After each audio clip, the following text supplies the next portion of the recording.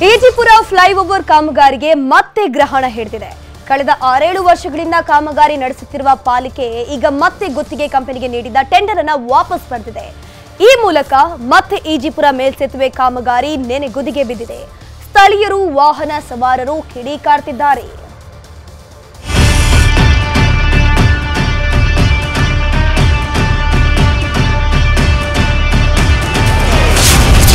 Ejipura flyover ಕಾಮಗಾರಿಗೆ ಗ್ರಹಣ.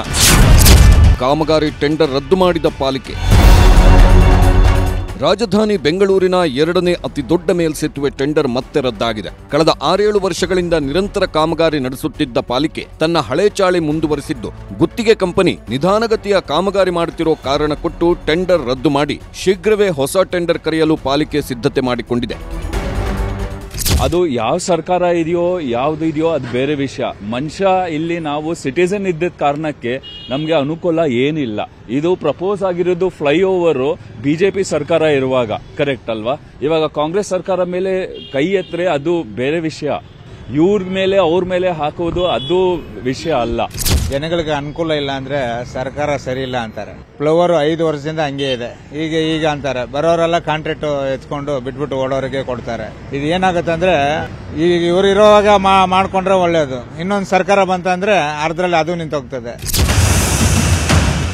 ಗುತ್ತಿಗೆ ಕಂಪನಿ ಹಾಗೂ ಪಾಲಿಕೆ ಅಧಿಕಾರಿಗಳ ನಡುವೆ 2 ಬಾರಿ ಈಗಾಗಲೇ ಟೆಂಡರ್ ರದ್ದಾಗಿದೆ. 2022ರಲ್ಲಿ ಮತ್ತೆ BSEPL ಕಂಪನಿಗೆ ಗುತ್ತಿಗೆ ನೀಡಿದ್ದ BBMP ಇದೀಗ 2 ವರ್ಷ ಕಳೆದರೂ ಕಾಮಗಾರಿ ಪೂರ್ಣ ಆಗದ ಹಿನ್ನೆಲೆಯಲ್ಲಿ ಟೆಂಡರ್ ರದ್ದು ಮಾಡಿದೆ. ಅಧಿಕೃತ ಆದೇಶ ಇನ್ನಷ್ಟೇ ಬರಬೇಕಿದೆ. ಕೋರಮಂಗಲದ 100 ಫೀಟ್ ರಸ್ತೆಯಲ್ಲಿ ಸಂಚಾರ ದಟ್ಟಣೆ ತಗ್ಗಿಸಲು ಮೇಲ್ಸೇತುವೆ ನಿರ್ಮಾಣ ಅವಶ್ಯಕವಾಗಿದ್ದು, ಪಾಲಿಕೆ ನಿರ್ಲಕ್ಷ್ಯಕ್ಕೆ ಜನ ಹಿಡಿಶಾಪ ಹಾಕ್ತಿದ್ದಾರೆ.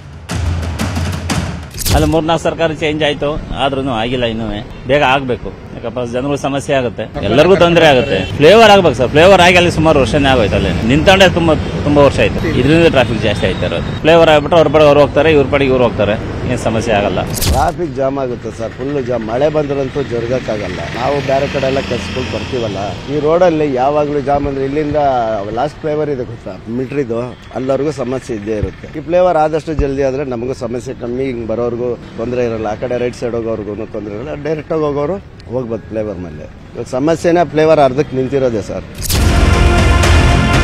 2017ರಲ್ಲಿ ಮೊದಲ ಬಾರಿಗೆ ಫ್ಲೈಓವರ್ ಕಾಮಗಾರಿ ಆರಂಭವಾಗಿತ್ತು. ಈವರೆಗೆ 200 ಕೋಟಿಗೂ ಅಧಿಕ ವೆಚ್ಚ ಮಾಡಲಾಗಿದೆ. 2.5 ಕಿಲೋಮೀಟರ್ ಉದ್ದದ ಫ್ಲೈಓವರ್ ಇದಾಗಿದ್ದು ಒಟ್ಟು 83 ಪಿಲ್ಲರ್ ನಿರ್ಮಾಣ ಆಗಬೇಕಿದೆ. ಆದರೆ ಇದುವರೆಗೂ ಆಗಿರುವುದು 67 ಪಿಲ್ಲರ್ ಮಾತ್ರ. ಈಜಿಪುರ ಮುಖ್ಯ ರಸ್ತೆಯಿಂದ ಕೇಂದ್ರೀಯ ಸದನ ಜಂಕ್ಷನ್ ತನಕ ಸಿಗ್ನಲ್ ಮುಕ್ತ ಆಗಬೇಕಿದೆ. ಆದರೆ ಯಾವಾಗ ಅನ್ನೋದೇ ಈಗಿರುವ ಪ್ರಶ್ನೆ.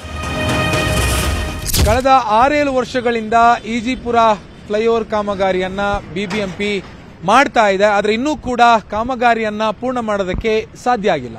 ಗುತ್ತಿಗೆದಾರರ ವಿಳಂಬ ಧೋರಣೆ, ಪಾಲಿಕೆ ಅಧಿಕಾರಿಗಳ ಅಸಡ್ಡೆ, ಇದರಿಂದಾಗಿ ಜನರು, ಈಜಿಪುರ ನಿವಾಸಿಗಳು ಪರದಾಡುವಂತಹ ಸ್ಥಿತಿ ನಿರ್ಮಾಣ ಆಗಿರುವಂಥದ್ದು. ಬೆಂಗಳೂರಿನ ಕ್ಯಾಮರಾ ಪರ್ಸನ್ ಶ್ರೀನಿವಾಸ್ ಜೊತೆ ಅಶಿಕ್ ಮಿಲ್ಕಿ, ನ್ಯೂಸ್ 18. ಕನ್ನಡಿಗರ ಮೆಚ್ಚಿನ ನಿಮ್ಮ ನ್ಯೂಸ್ 18 ಕನ್ನಡ ಈಗ ವಾಟ್ಸ್ಆಪ್ನಲ್ಲಿಯೂ ಲಭ್ಯ. ಕರ್ನಾಟಕ ಮತ್ತು ದೇಶ ವಿದೇಶದ 360 ಡಿಗ್ರಿ ಸುದ್ದಿ ವಿವರವನ್ನ ನೀವು ನಿಮ್ಮ ಕೈ ಬೆರಳುಗಳಲ್ಲಿಯೇ ಪಡೆಯೋದಿಕ್ಕೆ ಈ QR ಕೋಡ್ ಅನ್ನ ಸ್ಕ್ಯಾನ್ ಮಾಡಿ. ನಮ್ಮ ಚಾನೆಲ್ ಅನ್ನ ಫಾಲೋ ಮಾಡಿ, ನೋಟಿಫಿಕೇಶನ್ ಆನ್ ಮಾಡಿ.